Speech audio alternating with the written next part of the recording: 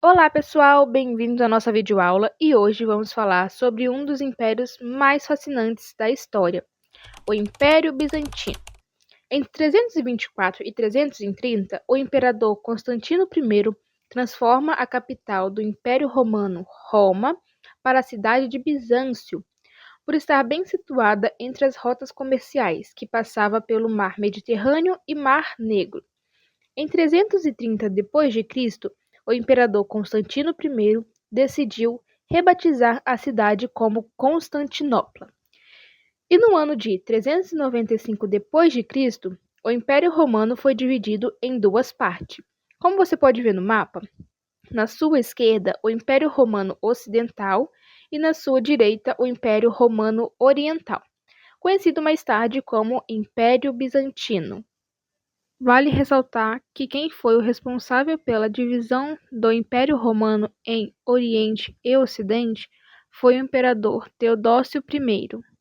Enquanto a parte ocidental passava por dificuldades por causa das invasões bárbaras, a parte oriental, mais urbanizada e com mais recursos financeiros, conseguia evitar as invasões, pagando tributos e contratando mercenários estrangeiros.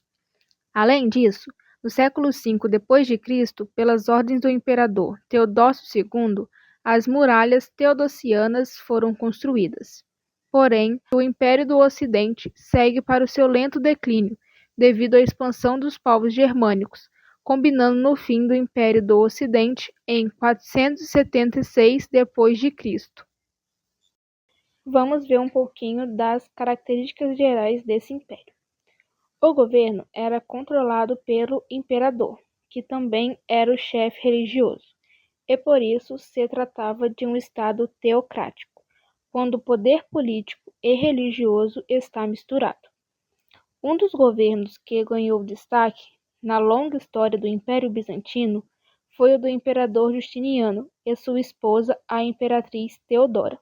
E sim, é raro falarmos sobre mulheres na política naquela época, principalmente quando falamos de Grécia e Roma.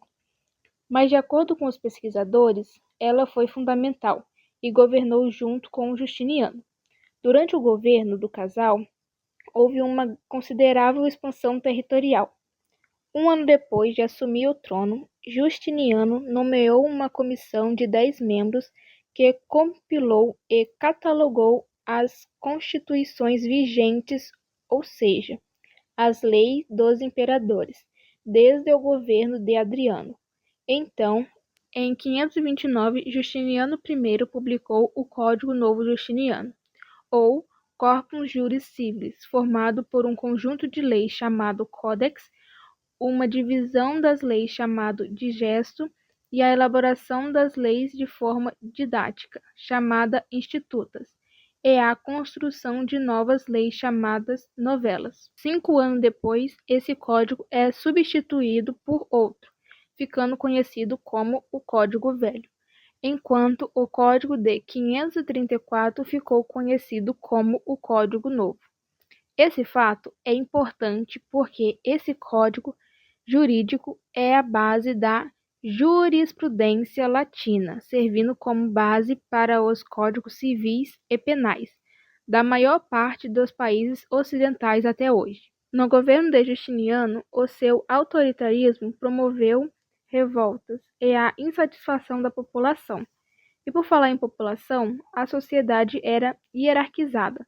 Os grupos sociais mais ricos valorizavam a educação e havia uma grande diversidade cultural, e devido aos diferentes povos que compunham o império e que também circulavam no território. A economia era baseada no comércio, agricultura e tecelagem. Agora vamos falar um pouquinho sobre a religião. Justiniano procurou usar a religião cristã para unir o mundo oriental e ocidental. Entre 532 e 537, procedeu à construção da Igreja de Santa Sofia. Ali eram consagrados os imperadores bizantinos. O cristianismo predominou no Império Bizantino, mas se desenvolveu de forma distinta no Ocidente. O imperador passa a ser considerado um dos chefes da Igreja, e esta união foi chamada de cesaropapismo, ou conhecida como teocracia, que significa um sistema político e religioso em que o chefe de Estado também é chefe da Igreja. As diferenças culturais entre o Oriente e o Ocidente e as disputas pelo poder entre o Papa e o Imperador culminaram na divisão da Igreja em 1054, criando uma cristandade ocidental chefiada pelo Papa e uma oriental chefiada por um colégio de bispos e o Imperador. Esse fato recebe o nome de Cisma do Oriente. A diferença entre a Igreja Católica Apostólica Romana e a Igreja Católica Apostólica Ortodoxa é que na Igreja Oriental utilizavam o grego nos cultos e não admitiam as imagens tridimensionais. Já a Igreja Ocidental utilizava o latim nas cerimônias e não reconhecia o imperador como chefe, e veneravam as esculturas.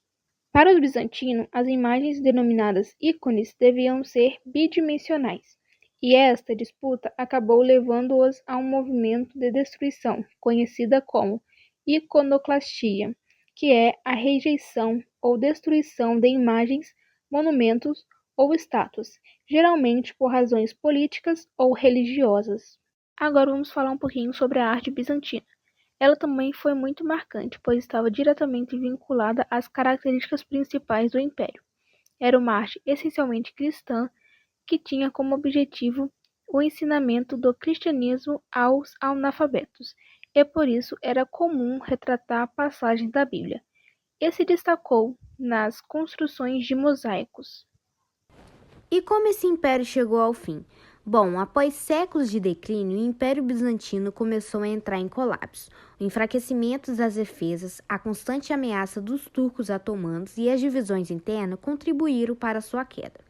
Em 1453, o Império Bizantino chegou ao fim com a queda de Constantinopla para os turcos otomanos, liderado pelo sultão Muhammad II. Esse evento marcou o fim do Império Bizantino e o início do Império Otomano.